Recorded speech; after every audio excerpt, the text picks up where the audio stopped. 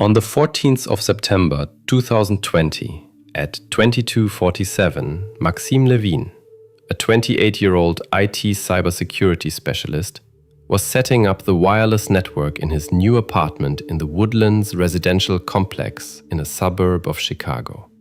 What should have been an ordinary technical procedure turned into the beginning of one of the most shocking investigations in the history of Cook County.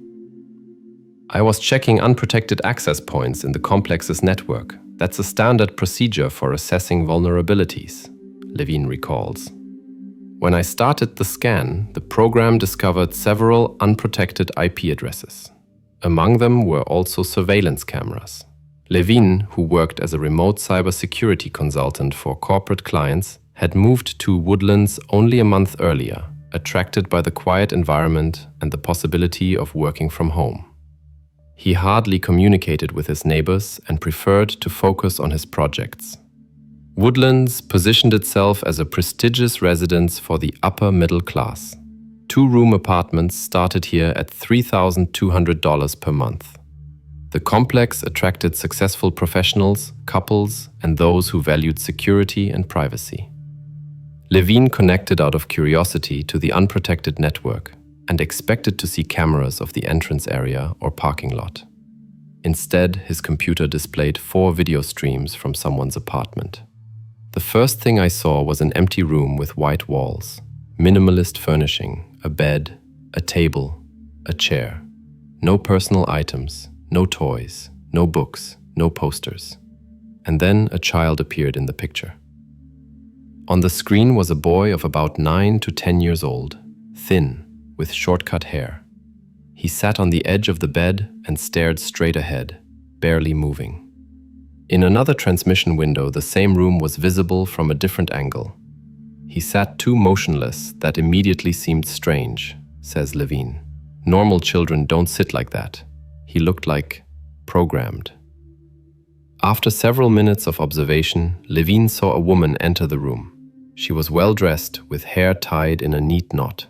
The woman went to the boy, gave him a glass of water and 2 pills, made sure he swallowed them, then methodically checked the latches on the window and went out, closing the door. The sound of the lock was clearly audible. At that moment, I realized something was wrong. That was my neighbor from the staircase, Elizabeth Clark. I had seen her several times. She always smiled and greeted. And at a parent meeting at the local school, she was introduced as Teacher of the Year. None of the earlier encounters with Elizabeth gave Levin cause for suspicion.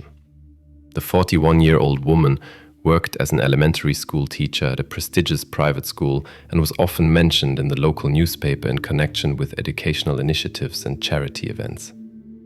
That same evening, Levin checked Elizabeth's social networks. Her Instagram profile was filled with photos of a happy family. She, her husband Robert, and their 12-year-old adopted daughter Mia. The last post, dated the same day, contained a photo of Elizabeth and Mia at a school concert with the caption, "So proud of my talented girl, #blessedmama." Nowhere were there mentions of the boy. Not a single photo, not a word about a second child, says Levin, and this despite the fact that they regularly publish details of their family life, family dinners, outings, Mia's school events. Faced with this ethical dilemma, Levin decided to continue observation before raising alarm. Over the next 48 hours, he documented the proceedings in the Clark's apartment. The boy was kept in an isolated room with heavy curtains in front of the windows. Every morning at 7 o'clock, Elizabeth or Robert brought breakfast, always the same porridge and a glass of water. At 8:30, the child received pills. From 9 to 12 o'clock, the boy worked with textbooks at the table under camera observation. At 12:30, lunch and more pills. Then 3 more hours of instruction, dinner at 18 o'clock, the last pills at 20 o'clock, and bedtime at 21 o'clock. His life was absolutely regimented. No deviations, no spontaneity. The boy moved like a robot, carried out instructions. He never smiled, never cried, showed practically no emotions. Particularly disturbing for Levin was the discovery of the Clark family's double life. While Mia moved freely around the apartment, went for walks, went to school, and participated in family activities, the boy remained completely isolated. Most shocking was the moment when the whole family, Robert, Elizabeth, and Mia, gathered in the living room for family dinner on Friday evening, while the boy was brought food to his room and the empty plate was immediately taken away again. It seemed as if Mia didn't even know about the existence of this child. She behaved like a normal teenager, laughed, argued with her parents about bedtime, and only a few meters away from her, behind a wall, was the imprisoned boy. On the 17th of September, after collecting 3 days of video evidence, Levin approached the police. He contacted District Officer James Rodriguez, handed him screenshots, and reported his observations. "I encountered complete distrust," Levin recalls. "Officer Rodriguez looked at me as if I were crazy. He said something like, 'Do you understand who you're talking about?' Elizabeth Clark is a respected educator. Her husband works in social services. They are known for their work with difficult children." Levin's report was registered, but no action followed.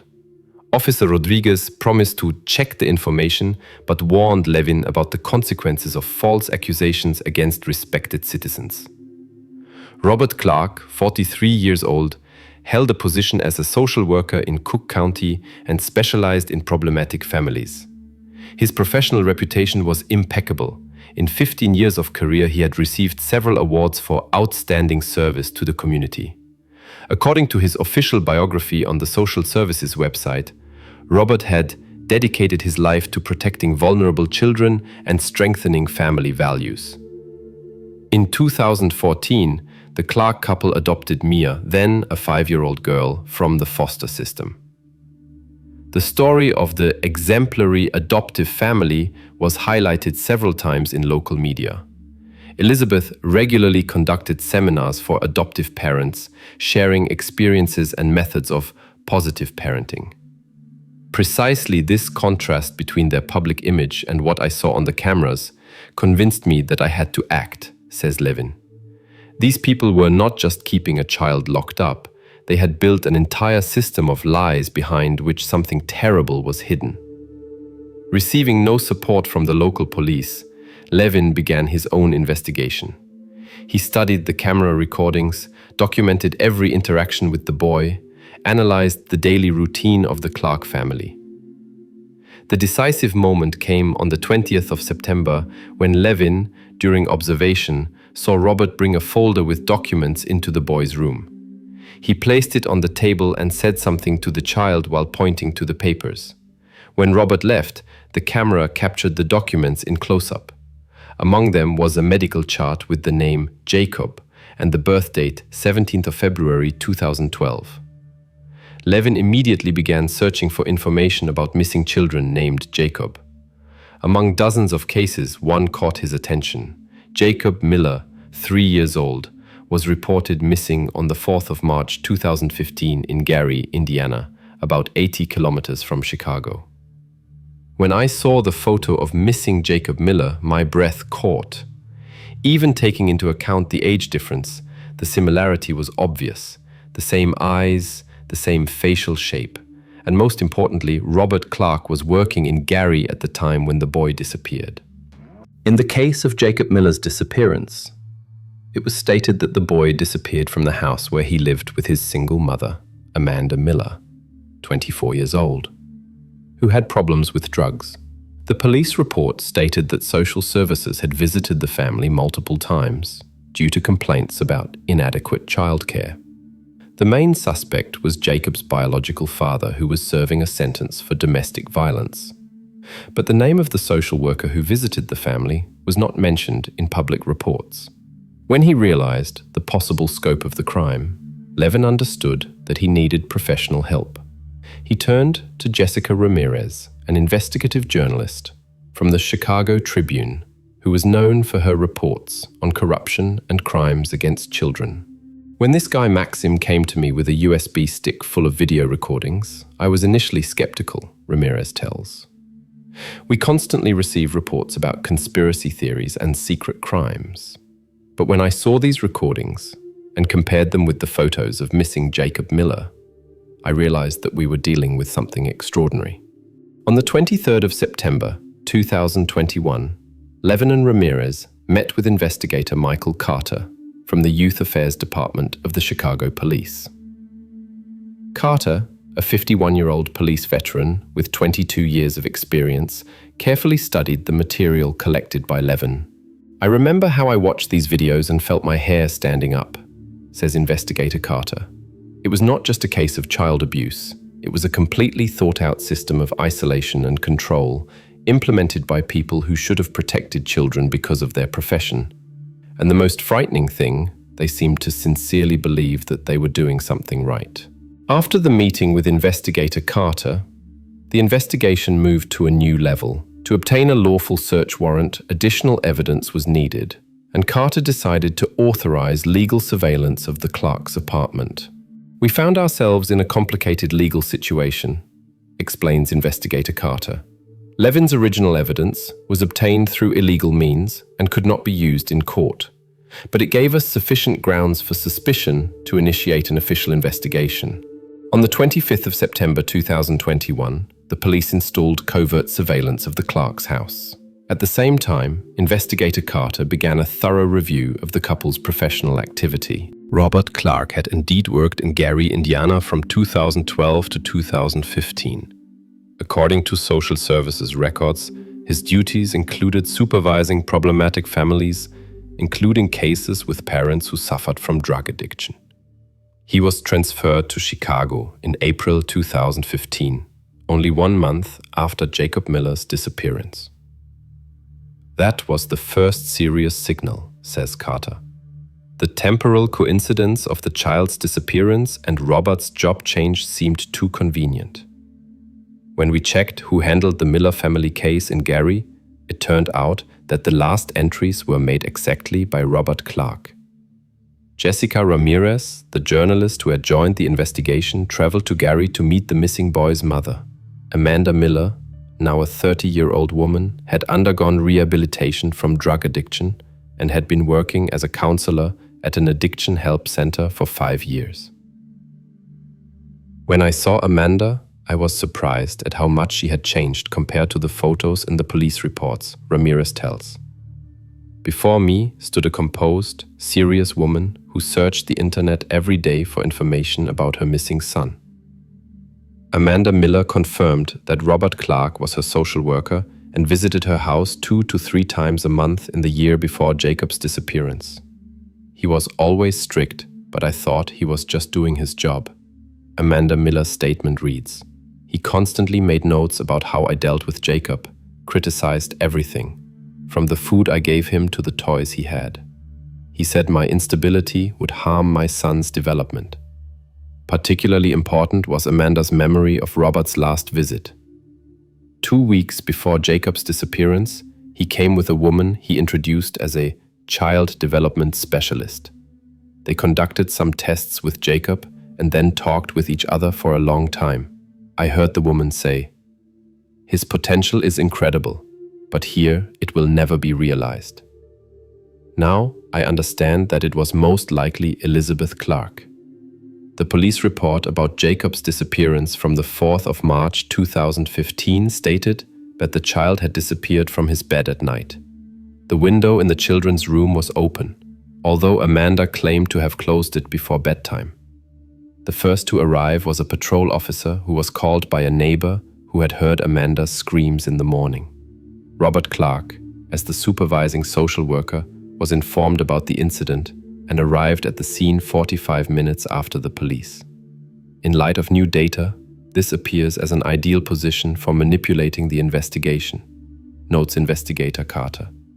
Clark had access to the case files from the beginning and could steer the investigation in the direction he desired.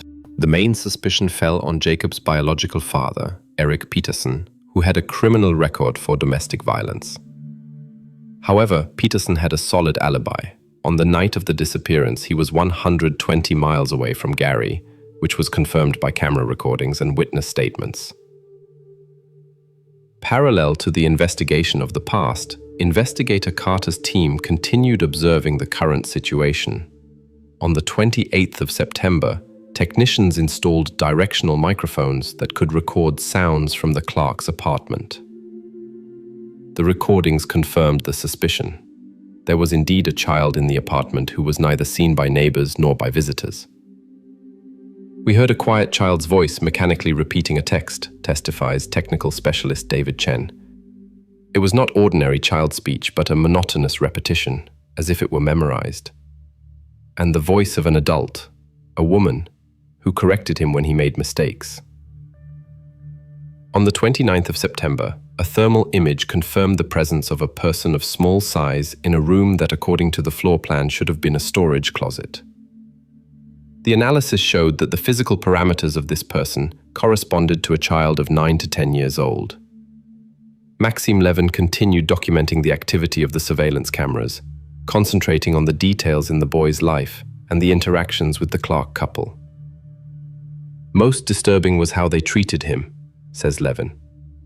There was no cruelty in the usual sense. They did not hit him, did not scream. Instead, there was absolute emotional coldness. They treated him like a test subject. The recordings showed that the boy spent up to 8 hours daily with textbooks and workbooks. Elizabeth regularly checked his work and marked mistakes with a red pen. Correct answers were rewarded with an additional portion of food or 30 minutes of free time, which the child usually spent sitting motionless at the window with lowered blinds. The investigation uncovered a strict regime of medicinal control. 3 times daily, the boy received tablets, judging by the packaging, strong psychotropic medications including Ritalin and Zoloft, which are used to treat hyperactivity and depression. These medications are not prescribed to children without serious medical indications, explains Dr. Nina Kowalski, a child psychiatrist who advised the investigations. Particularly disturbing was the absence of any medical supervision. According to the records, the dosage was changed at Elizabeth's discretion without consultation with specialists. On the 1st of October 2021, during Robert Clark's shift change, investigator Carter managed to obtain important information from the parking lot guard of the Woodlands complex. Manuel Garcia had worked at the complex since its opening and knew all the residents. Mr. Garcia told us that the Clarks moved into the complex in May 2015, only 2 months after Jacob Miller's disappearance, notes Carter. But what really caught our attention was his memory of a furniture truck. Garcia remembered that besides the usual furniture, the workers carried a large wooden crate into the Clarks' apartment, which Robert described as equipment for a home laboratory. Jessica Ramirez conducted interviews with former neighbors of the Clarks at their previous residence, a small town called Valparaiso, Indiana. The family lived there only 2 months, from March to May 2015, in a rented house in a remote area. They kept to themselves, testifies Martha Jenkins, who lived across the street. I saw the girl a few times. She played in the backyard. But when I asked if she wanted to play with my grandchildren, Elizabeth immediately took her into the house. After that, they put up additional privacy screening on the fence. On the 5th of October came the breakthrough in the investigations through the discovery of recordings from surveillance cameras of a nearby pharmacy. Elizabeth Clark regularly bought, every 2 weeks, the same medications that were given to the boy. The prescriptions were issued in the name of Thomas Johnson, a patient who, as it turned out, did not exist in the databases of insurance companies. That gave us the first direct evidence of illegal activities, says investigator Carter. The use of forged prescriptions is a federal crime that allowed us to obtain a search warrant. An important find was Elizabeth Clark's academic activity. Besides her work as a teacher, she published articles in little-known educational journals under the pseudonym E. Milton. These articles, discovered by Ramirez, set forth radical views on child-rearing. In the article Pure Education, Liberation from Social Contamination, 2016, the author claimed traditional educational methods are doomed to failure due to constant external influences. Only complete control over the informational, social, and emotional environment of a child can create a truly healthy personality. Another publication Pharmacological Support of the Educational Process, 2018, openly defended the use of psychotropic medications for optimizing learning and eliminating destructive emotional reactions. These publications revealed Elizabeth's true ideology, notes Ramirez. She created a theoretical foundation to justify her actions by presenting isolation and medicinal control as progressive educational methods. The comparison of Elizabeth's academic texts with the regime observed on the cameras showed amazing similarity. She literally implemented her theoretical concepts on the kidnapped child. The investigation uncovered a particularly disturbing aspect. The Clark family led a double life not only in the social but also in the physical sense. Their apartment had an unusual floor plan, with a secret room that was carefully hidden from casual visitors. After studying the architectural plans of the complex, we saw that in the Clark's apartment there should be a storage room of about 9 square meters, explains Alicia Green, a real estate specialist who was involved in the investigation. But actually, they had converted this space into a full room with soundproofing. The entrance was disguised as a bookshelf in Robert's study. On the 8th of October, after sufficient evidence was gathered, investigator Carter assembled a task force for searching the Clark's apartment. The operation was planned for the evening, when, according to observations, the entire family should be at home. "We prepared for every scenario," recalled Carter, "but what worried us most was the psychological state of the child. After 7 years of isolation and manipulation, the boy could be seriously traumatized by contact with the outside world." At the same time, Maxime Levine continued observation through the cameras and noticed a disturbing change in Robert Clark's behavior. On the evening of the 7th of October, when reviewing the recordings, he saw Robert enter the boys' room with a folder full of documents. For 20 minutes, he explained something to the child, pointed to the papers, and then took a small object from his pocket that resembled a USB stick. "When I enlarged the image, I understood that it was an electronic car key," says Levine. Robert was showing the boy some kind of route on a map. "I immediately contacted investigator Carter. Out of concern that the Clarks might have learned about the investigation and were planning to relocate the child, the police accelerated the operation. On the evening of the 8th of October 2021, at 1942, the task force entered the Clark's apartment with a search warrant. On the 8th of October 2020 at 1942, the task force, led by investigator Michael Carter, entered the Clark's apartment in the Woodlands residential complex. The operation was carried out with the greatest caution, taking into account the presence of children in the house. "We knocked and announced ourselves as the law requires," recalls investigator Carter. Robert Clark opened the door and seemed completely calm. "Even when I showed the search warrant, he said, 'You are making a mistake, but we cooperate with the law.'" In the living room were Elizabeth and Mia Clark. The 12-year-old girl seemed frightened and confused. One of the officers led her aside, while the others began the search. Elizabeth maintained an icy calm, relates Officer Julia Rodriguez, who participated in the operation. "She seemed to expect that we would leave empty-handed. She even offered us coffee. It was a surreal moment. The search focused on Robert's study, where, according to the apartment floor plan, the entrance to the hidden room should be located. A large bookshelf, filled with specialized literature on psychology and pedagogy, occupied the entire wall. There were no visible mechanisms or handles. I accidentally pressed on the spine of Fundamentals of Behavioral Psychology, and part of the shelf slid to the side," says Officer Edward Murphy. "It was a real secret passage, like in movies. Behind it opened a short corridor that led to a locked door. Robert Clark, when he saw that the secret room had been discovered, unexpectedly changed his behavior. 'You don't understand what you're doing. We saved him. We created ideal conditions.' These words are recorded in Officer Murphy's report. The door to the room was secured with 2 locks. After Robert refused to hand over the keys, the officers were forced to break them open. In the room of about 9 square meters, with thick curtains in front of the only window, they found a boy sitting on the edge of a neatly made bed. He didn't seem frightened or surprised, testifies investigator Carter. He just looked at us curiously, as if we were part of an experiment. When I introduced myself and said that we had come to help, he asked, "Are you new teachers?" The boy wore a clean white t-shirt and gray pants. Physically, he seemed well-groomed, but noticeably thin for his age. Perfect order reigned in the room.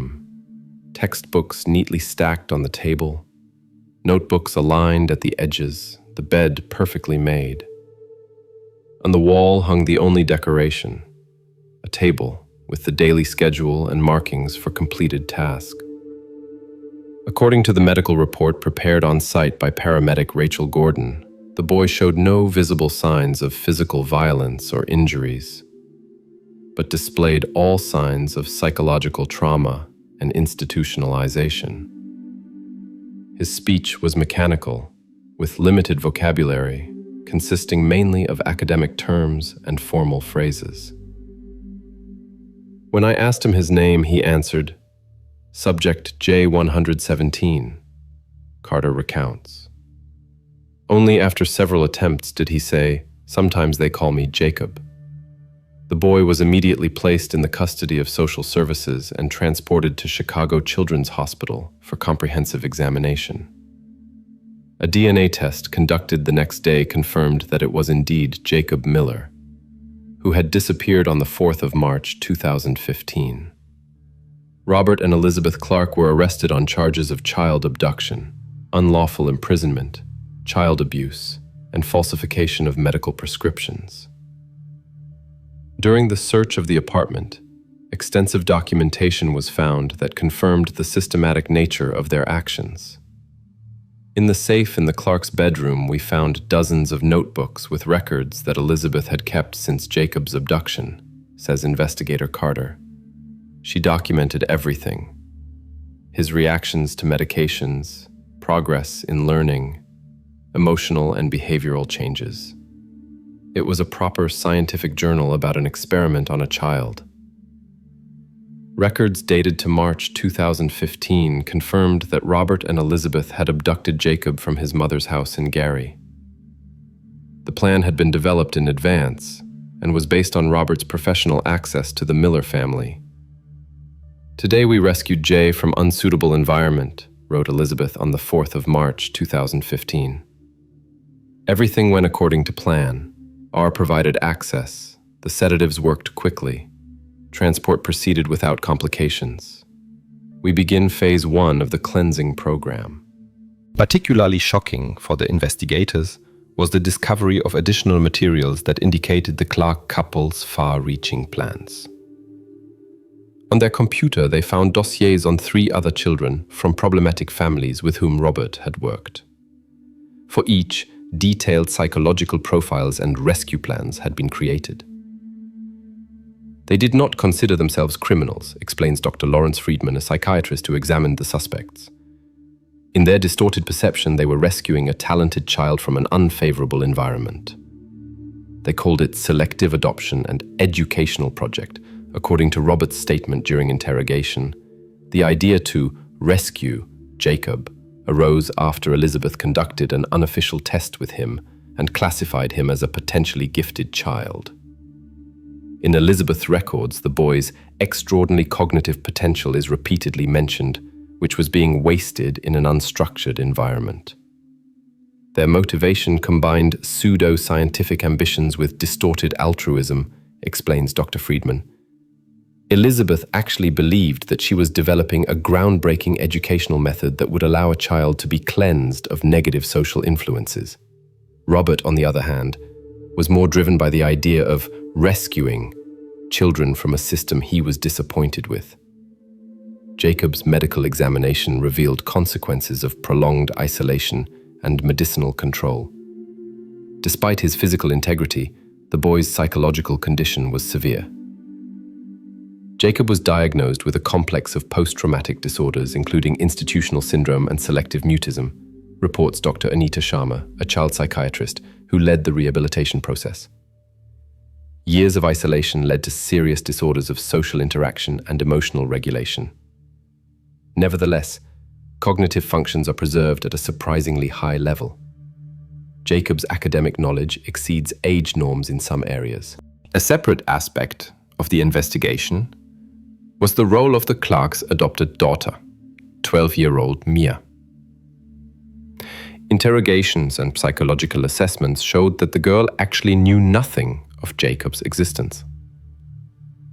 Mia was never allowed to enter her father's study without accompaniment, explains child psychologist Jennifer Osborne, who worked with the girl after her parents' arrest. The Clarks created for her a completely separate world, free and open, in contrast to Jacob's strict isolation. Mia was their showcase, proof of their success as parents. In interrogations, Mia told that she sometimes heard strange sounds from her father's study, but when she asked about it, Elizabeth explained that these were audio recordings for research. The parents urgently pressed her never to disturb her father during his work sessions and not to enter his study without invitation. Amanda Miller, Jacob's biological mother, received news of her son's discovery on the 9th of October 2021. After 7 years of searching and uncertainty, her reaction was emotionally complex. "I always knew he was alive," says Amanda in her first interview after finding her son. "But I could never imagine what he had to go through. The hardest thing is understanding that the person who was supposed to help our family used his position to destroy it." The reunion of mother and son took place on the 15th of October, after psychologists had prepared both for the meeting. The process was difficult. Jacob did not remember his mother and initially reacted to her with caution.